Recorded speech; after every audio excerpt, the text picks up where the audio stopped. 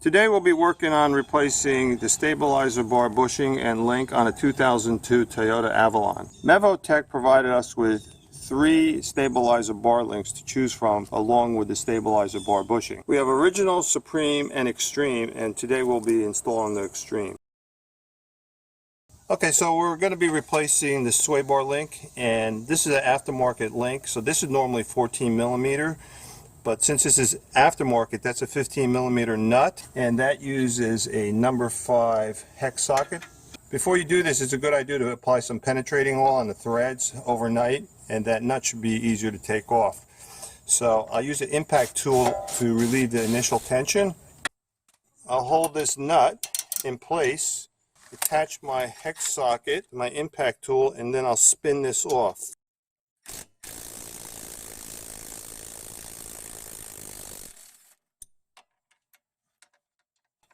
And there you go.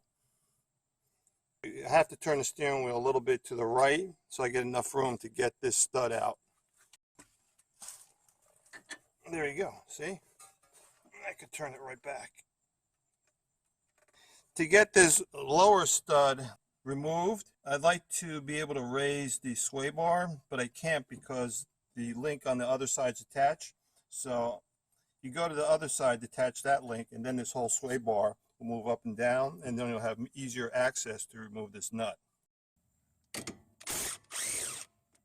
Okay, got lucky. This one just came right off.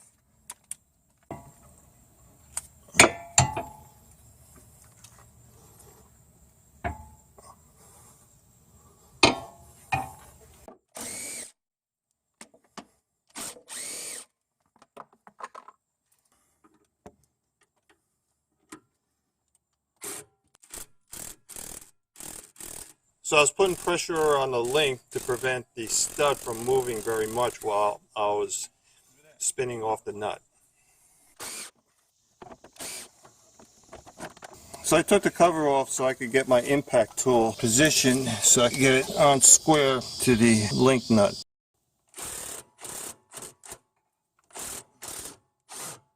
There we go. So you have some free play over here. These bushings, when they wear out, it could cause a rattling noise when you hit a bump. So it's a good idea to replace these stabilizer bar bushings. So here are the Mevotech new ones.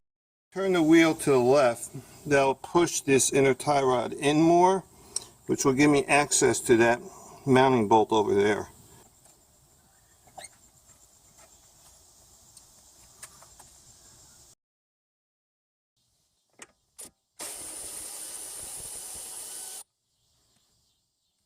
This one, I'll have to use a mechanical tool.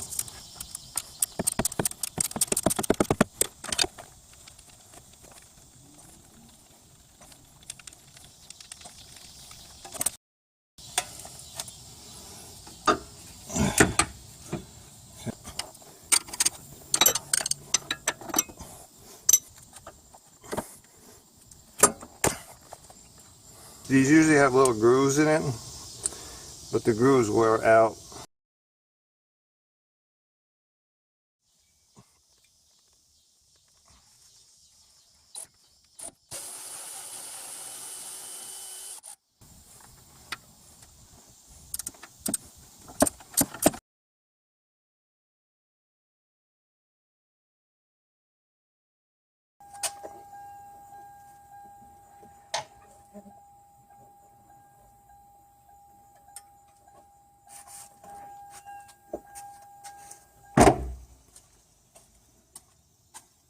This is my tube hose removal tool, so I'm going to use this as a spreader on these bushings. So I'll just put it in here like this. Spread it out like that.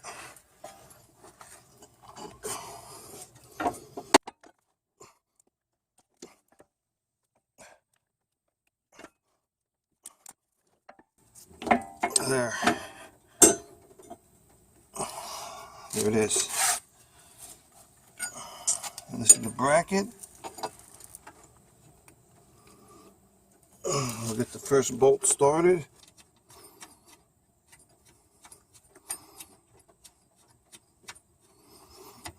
Try to get that second bolt in.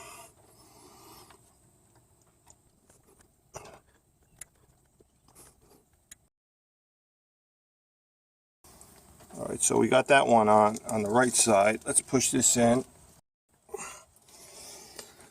So we got a little gap here. Now I'm going to pull on this. So you want to put the bushing and the bracket on both sides before you bolt everything down. Don't put the bushing on one side, bolt it down, and then find out that you're slightly off on the other side. Okay, the problem is I can't get a tool to torque down the bolt because of this reinforcement lip, which is shorter on the OEM bracket. So the factory clamp, I could get a box wrench in here, or open end wrench. I can't do it with this because of this lip. Also, the replacement bracket and bushing is larger than the OEM bracket and bushing on the outside diameter.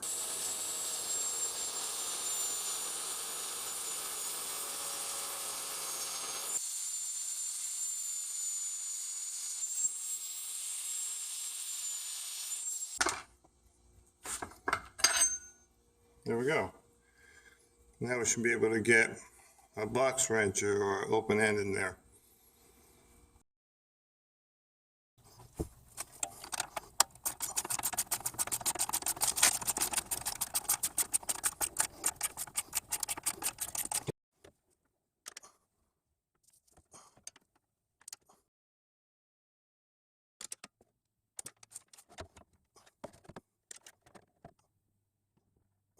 Making like little 1/8 turns.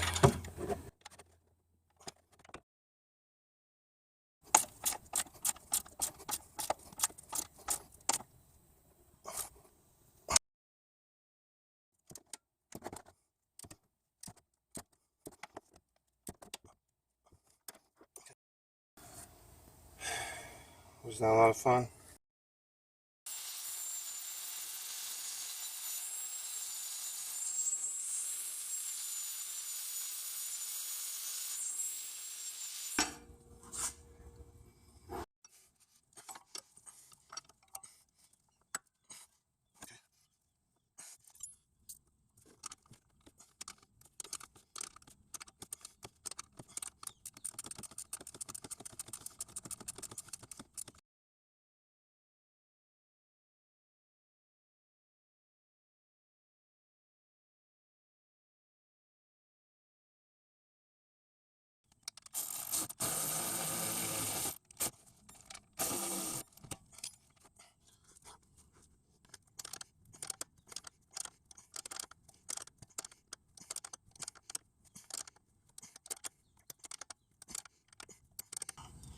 There we go.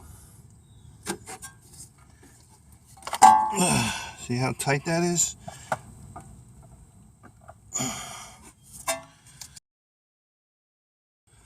Alright, so this is the left side link and this is the right side. So when you mount this to the bottom of the lower stabilizer bar, this connection point to the strut is facing approximately 30 degrees away from the suspension strut over here.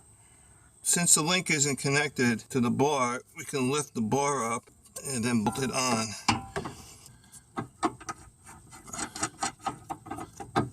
Okay, so this is a 15mm nut.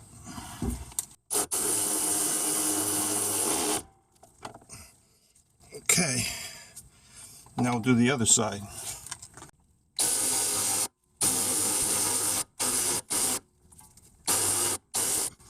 Unfortunately, the shaft is moving, so I have to do this manually with a box wrench and a torque socket.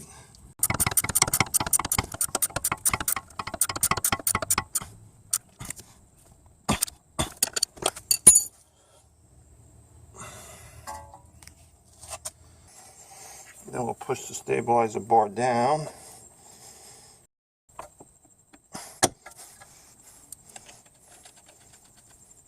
Okay. Okay, the shaft is spinning.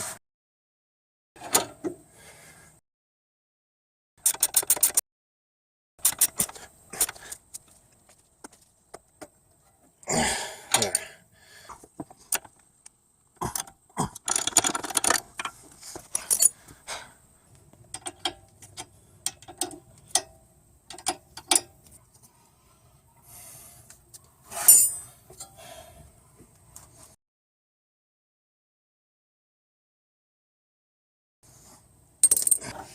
The dust boot popped out a little bit, which indicated that it picked up the pressure from the grease.